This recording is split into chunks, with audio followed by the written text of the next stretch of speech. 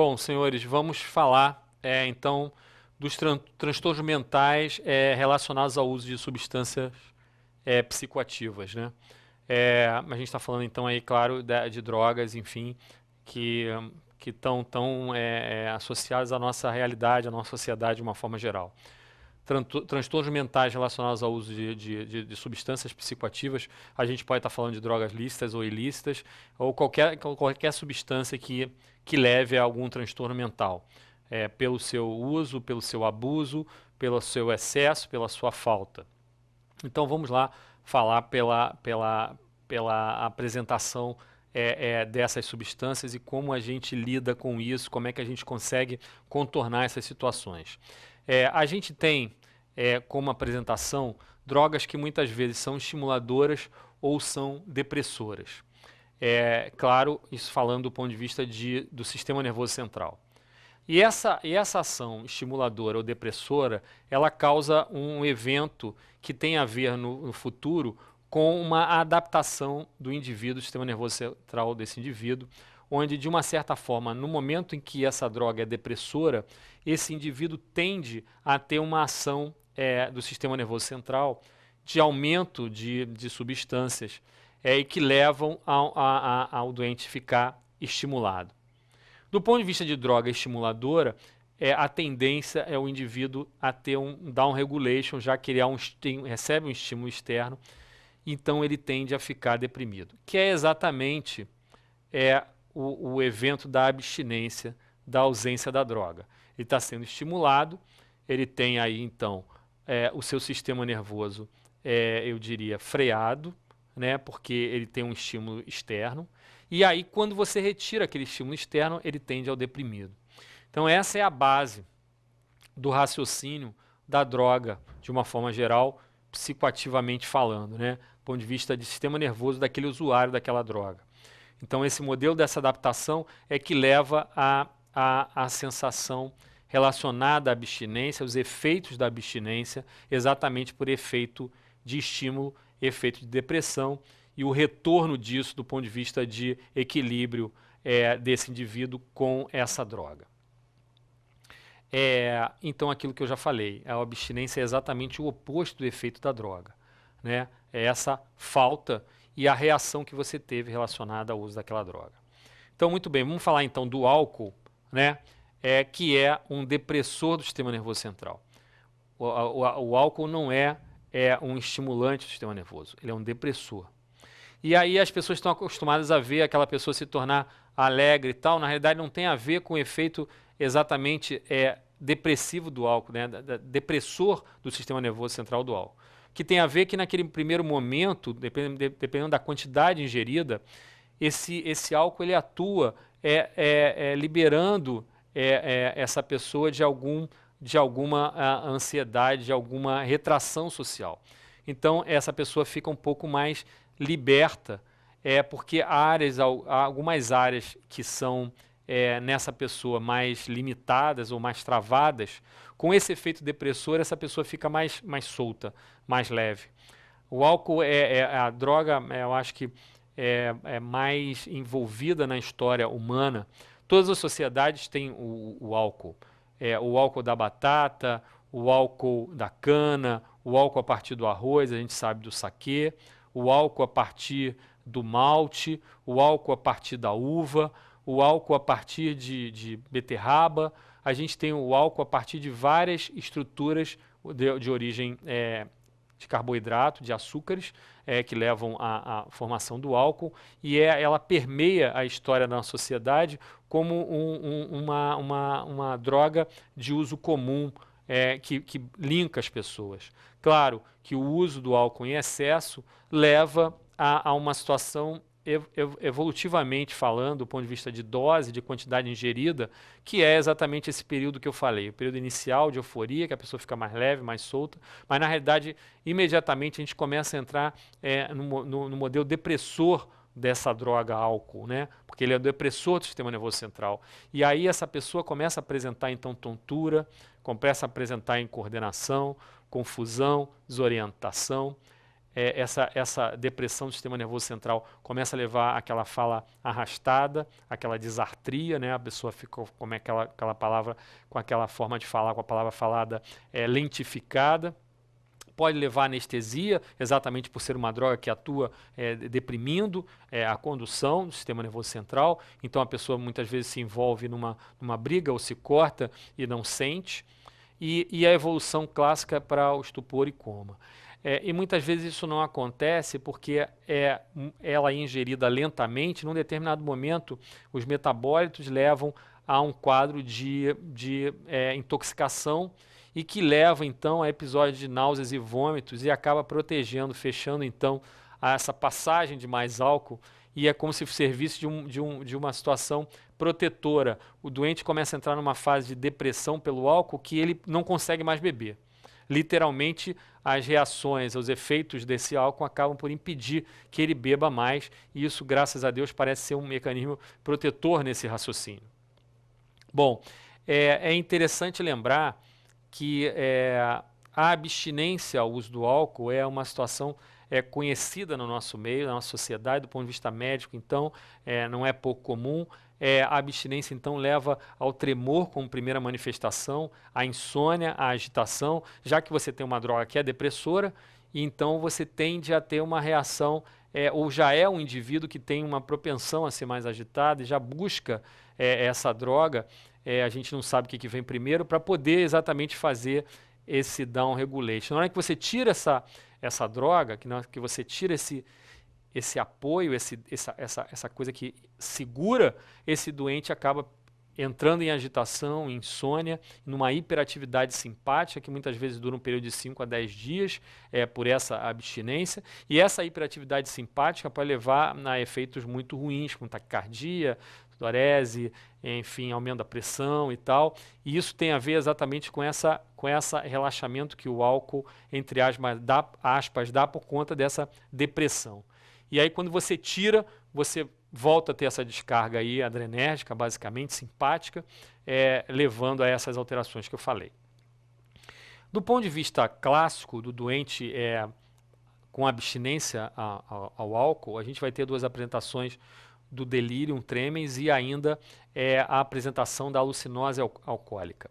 O delirium tremens a gente vai ter um doente que eu costumo dizer, e eu acho que é bem interessante essa fala, que o doente começa a ver cobras e lagartos, né? Ele começa a ter alucinação e ilusão. Ele vê coisas que não existem e coisas que existem se distorcem, né? Ele vê coisas que não existem e vê coisas que se modificam. Então, é como se o equipo de soro, por exemplo, que está ao lado dele no leito, se transformasse em alguma coisa, uma cobra ou coisa parecida, né?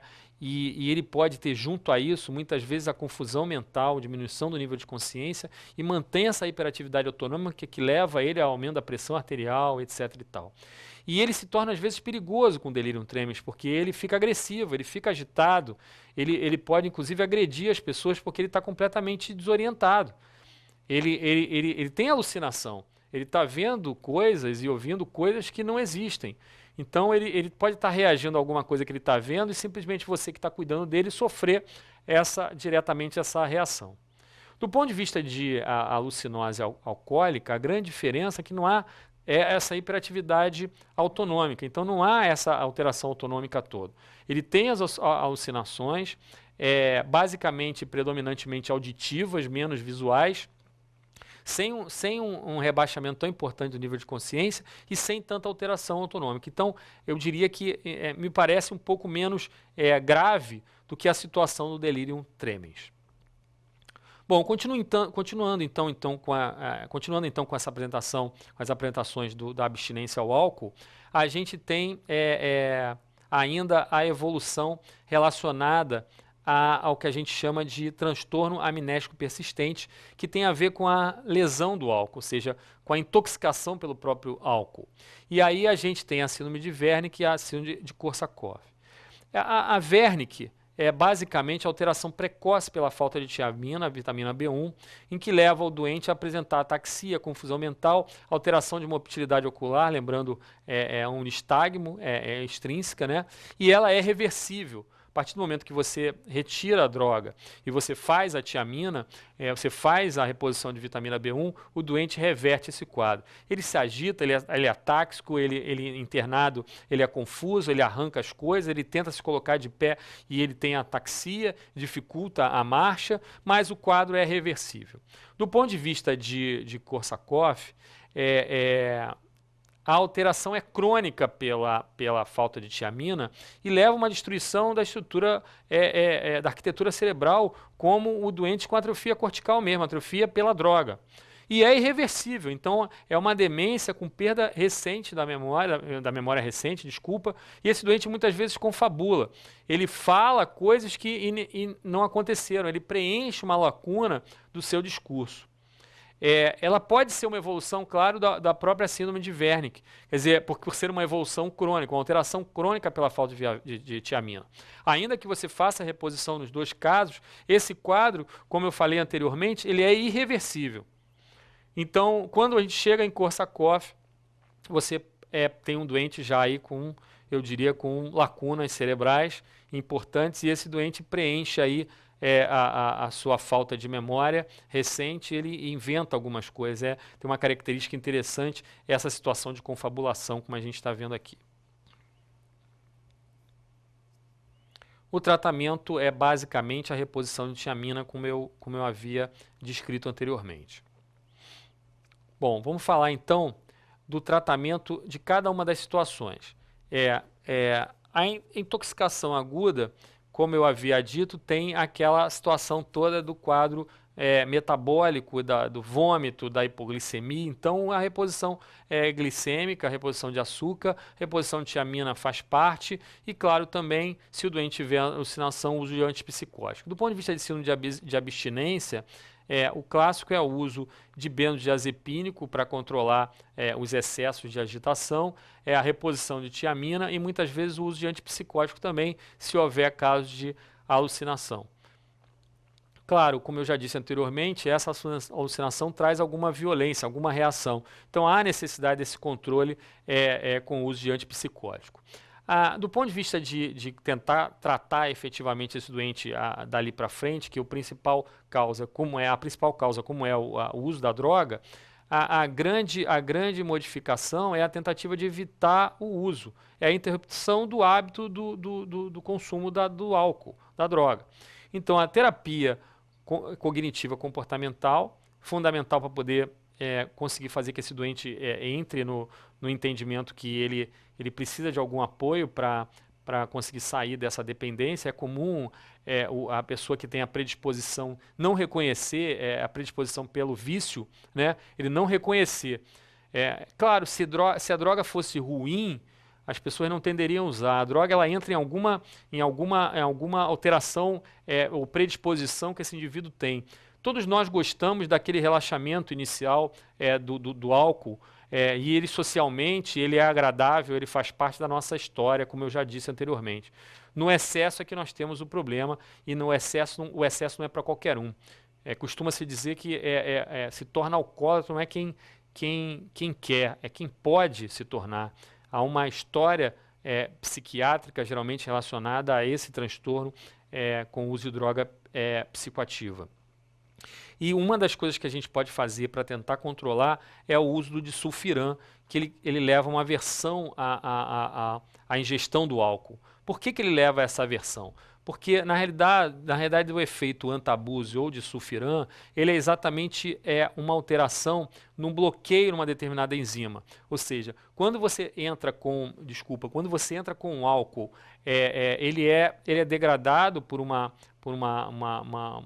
desidrogenase, e depois ele é transformado em aldeído, em acetaldeído, e esse disulfiram, ele bloqueia essa degradação do acetaldeído, levando que levaria ao acetato, ele seria eliminado. Então isso leva aos efeitos daquela ressaca, né? Então leva àquela sensação horrorosa que as pessoas têm quando eles fazem o excesso do álcool. o excesso da ingestão do álcool. Então, esse bloqueio nessa desidinosinase, dessa enzima, dessa aldeído desidrogenase, ele leva a esse excesso desses efeitos colaterais do álcool, né? A esse excesso dessa sensação da ressaca, do mal-estar, da náusea, do vômito, leva a vômito, e aí esse doente, toda vez que bebe, ele tem esse efeito horroroso, rápido, essa sensação ruim, o que leva a afastá-lo do hábito da ingestão do álcool. Bom, outras drogas que podem ser usadas são a naltrexona, que é uma antagonista opiáceo, é hepatotóxica, então tem aí uma limitação. O acamprossato, é esse agonista aí ligado ao glutamato e que também é uma droga usada para a interrupção do hábito do álcool. Bom, vamos falar agora então da cocaína. A cocaína, então, é um estimulante do sistema nervoso central. Então, claro, as alterações estão relacionadas exatamente ao oposto disso. A abstinência está exatamente relacionada ao oposto disso. Como ela é um estimulante, ela leva a um aumento de dopamina, aumento de noradrenalina, então ela leva, importantemente, a um consumo desses neurotransmissores. O viciado nessa droga, aquele indivíduo que faz uso dessa droga, eles têm uma estimulação importante, há uma liberação importante de neurotransmissor, e muitas das atividades cerebrais elas se tornam estimuladas. Ou seja, as cores se tornam mais vivas, as coisas modificam a realidade de uma certa forma por esse excesso de neurotransmissor, né? E é claro, a intoxicação leva à alucinação, porque tem um excesso de dopamina, tem um excesso de neurotransmissores, leva a mania, leva a delírio, a hiperatividade autonômica simpática pela quantidade de monaminas, né? E irritabilidade, agitação, grande ativação estimulante, estimulada, né, por esse estimulante do sistema nervoso central. E aí, claro, o tratamento é baseado basicamente no controle desse estímulo, desse excesso de estímulo. Então, deve ser usado o benzodiazepínico, a fentolamina para bloquear aí, então, os efeitos alfa-adrenérgicos, e a gente deve evitar o beta-bloqueador para que não se libere os receptores alfa e a gente tenha mais manifestação alfa com aumento de pressão arterial, né? E aumenta muito o risco desse doente fazer algum evento cardiovascular no uso da cocaína. Então tem que ter um cuidado muito grande quando você entra beta bloqueando, porque você libera imediatamente mais droga, né? Você aumenta o risco de liberar mais droga para os receptores alfa. Bom, a abstinência, claro, a abstinência acaba sendo aquilo que a gente já conversou antes. O doente está com um estímulo importante, quando você tira esse estímulo, você tira essa droga, o doente fica disfórico, fica ansioso, fica deprimido, ele acaba evoluindo com ideação suicida, e o que faz ele buscar novamente a droga. Então, esse consumo lembra muito o consumo do doente que evoluiu com depressão, né, relacionado a próprio consumo do neurotransmissor, e nesse caso esse estímulo mantido fazendo que esses neurotransmissores sejam colocados e gastos, né, e consumidos. Quando você perde isso, esse estímulo da droga, você tem aí então essa reação desse down regulation, né, e o doente está ali naquele momento de depressão, né, ele está sem esses neurotransmissores, ele evolui deprimido e volta a necessitar da droga, fazer o uso da droga, a ter essa necessidade do uso novamente da droga. E quanto mais rápido essa droga chega, mais rápido a gente tem essa evolução para a dependência, porque ela rapidamente faz esses efeitos que a gente falou anteriormente de conseguir fazer essa liberação das aminas, né, e das monaminas. Então, claro, o crack que chega muito mais rápido inalado, e rapidamente ele também cai em quantidade, ele fica nesse momento aí, ele leva muito mais facilmente a esse vício, né, propriamente dito, né? Então vem rápido esse efeito e falta rápido esse efeito da droga. E com isso leva a maior dependência, porque o sujeito fica toda hora buscando a droga. Claro que, do ponto de vista de droga, tem a grande maldade, que é a tentativa de manter o doente vinculado àquilo ali. Então, o mercado negro da droga não quer que o doente se livre disso Ele não quer que o doente morra por conta daquilo ali, então cada dia que passa a gente vê uma tentativa de achar a droga que causa mais dependência e menos efeito colateral, menos gravidade de uso, para que o doente volte a fazer uso daquilo ali, daquela droga. Então o viciado é viciado porque ele tem alguma necessidade, alguma via que facilita a ele se ele aderir a essa droga. Bom, como eu falei aí, o crack faz essa via mais potente aí, o efeito mais rápido, porque é fumado, é inalado.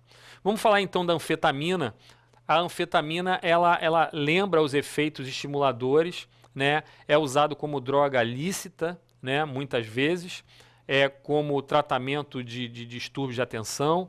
E é uma droga que também, quando usada de forma mesmo lícita em excesso, ou mal administrada, mal controlada, às vezes por uso, por autorrecreação, né? A gente vê às vezes isso no meio médico, né? Como estimulante, né?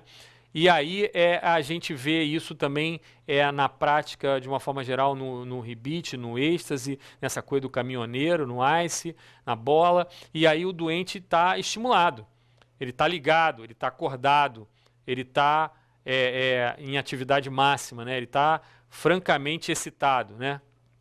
Claro, pelo mesmo mecanismo, pelo aumento da liberação de dopamina, noradrenalina, e a intoxicação aguda se assemelha à da cocaína, porque nós estamos falando exatamente disso, do aumento da liberação de neurotransmissores. E leva uma sede danada, então é comum você ver esses doentes que fazem uso a necessidade de beber alguma coisa, porque ele está adrenalizado, né? Ele está com muita descarga adrenérgica. O tratamento é, claro, muito semelhante ao da cocaína, que a gente já falou anteriormente. A abstinência também, claro, também é muito parecida com a abstinência à cocaína, por essa falta desse estimulante aí, os quadros de depressão. Bom, vamos falar então do uso do opioide. Os opioides, então, é uma classe que tem uma certa dificuldade de adquirir, não é uma droga geralmente muito usada, mas ela é fácil no meio médico, e infelizmente a gente vê muitas vezes os nossos colegas se viciarem, ou até o grupo das outras profissões que têm acesso à própria enfermagem, ou outros grupos multiprofissionais que lidam no ambiente hospitalar e que têm acesso a essas drogas, entre elas a própria morfina, a fentanila, a metadona, enfim, que estão ali à disposição para o tratamento da dor, para os eventos anestésicos. A gente vê alguns anestesistas, a gente já escutou várias histórias, né, ao longo da nossa vida, daquele indivíduo que se predispõe e ele tem ali uma euforia e um relaxamento no momento da intoxicação aguda, e isso daí faz parte do que leva provavelmente ao vício, né? Os efeitos parasimpáticos são clássicos no uso do opioide, com constipação, bradicardia, anorexia, sedação, hipotensão, e a depressão respiratória, miose e coma fazem diagnóstico diferencial com aquelas lesões de tronco, onde você tem miose e coma como manifestação clássica. Porém, a depressão respiratória parece fazer, então, um pouco o diagnóstico diferencial com o uso do opioide, né? Então, aqueles AVEs que pegam, que fazem essas manifestações de miose e coma, mas muitas vezes não chegam a levar a depressão respiratória, e claro que com o opioide é muito comum a depressão respiratória, a gente lembrar disso. O tratamento básico é com antagonista, com a naloxona, e claro, tentar afastar esse indivíduo dessa droga. A abstinência leva a uma hiperatividade simpática, com o oposto desse efeito parasimpático. Então, são os antagonistas autonômicos, né? Então, o doente pode se apresentar na abstinência com midríase, com hipertensão, sudorese, tremor, fazendo uma atividade adrenérgica, uma atividade simpática, né? Já que ele estava basicamente com esse depressor do sistema nervoso central que fica ali mantendo um efeito parasimpático. Na hora que você tira isso, esse doente está tentando já ultrapassar os efeitos parasimpáticos, tentando liberar mais a adrenalina, e na hora da abstinência ele realmente se manifesta dessa forma. Bom, o tratamento é basicamente um tratamento de suporte com antieméticos e clonidina, e muitas vezes fazendo uso de um opioide menos potente para você fazer a retirada progressiva dessa droga e fazer o equilíbrio da abstinência com a retirada da droga, né, para fazer o doente conseguir se livrar da droga-adição. Vamos falar então da nicotina. A nicotina, então, todos conhecemos aí o vício pelo cigarro, pela nicotina, e com grandes prejuízos, um grande estimulante do sistema nervoso central, a nicotina, e ela é um agonista dos receptores da acetilcolina, um agonista nicotínico dos receptores de acetilcolina. E aí esse efeito estimulante do sistema nervoso central, claro que no momento que você tira, esse doente passa a ter os efeitos opostos, como a gente vem falando, com disforia, com insônia, com ganho de peso, com depressão, algumas vezes, claro, com ansiedade também. O tratamento é basicamente a gente tentar fazer a substituição desses nicotínicos, às vezes com goma de mascar, às vezes ainda com adesivos de nicotina, para você fazer a retirada lenta da droga-adição, né? Ou ainda com algum bloqueio, por exemplo, com não nicotínicos, entre eles a bupropiona e a vareniclina, que é um agonista nicotínico, e aí entrando aí como competindo pelo receptor. E aí, com isso, você consegue fazer o tratamento do doente e segurar a evolução dessa droga psicoativa na vida desse doente. Alternativas ainda são o uso de nortriptilina e clonidina como base ainda no tratamento da nicotina. E para variar, por último, a terapia cognitivo-comportamental. Bom, vamos falar agora da adição, enfim, da dependência aos benzodiazepínicos, que são drogas também depressoras do sistema nervoso central e na realidade são agonistas GABAérgicos. E aí, claro, a abstinência ela é o oposto também, mais uma vez. O doente tem uma descarga de ansiedade, leva a palpitação, cefaleia, insônia, agitação, pesadelo, delírio com alucinação, convulsão, pode ter déficit de memória pelo uso crônico de benzodiazepínico, por ser um depressor, e levar aí a essa reação na abstinência. O tratamento é a redução gradativa da dose e mais a da doença de base, que levou o doente ao uso desse benzodiazepínico. Muitas vezes estão prescritos, né, esses benzodiazepínicos na prática clínica para insônia, para alguns eventos de ansiólise, né? E como a gente disse anteriormente, procurando sempre no tratamento daqueles transtornos de ansiedade, usar por período curto para evitar uma situação desse tipo. Na intoxicação aguda pelo benzodiazepínico, com depressão importante do sistema nervoso central, ou por suicídio ou por excesso de dose, em que o doente fica comatoso, enfim, ele fica completamente apagado pela droga. A droga é um agonista parcial, que é o flumazenil, que vai disputar aí pelo receptor.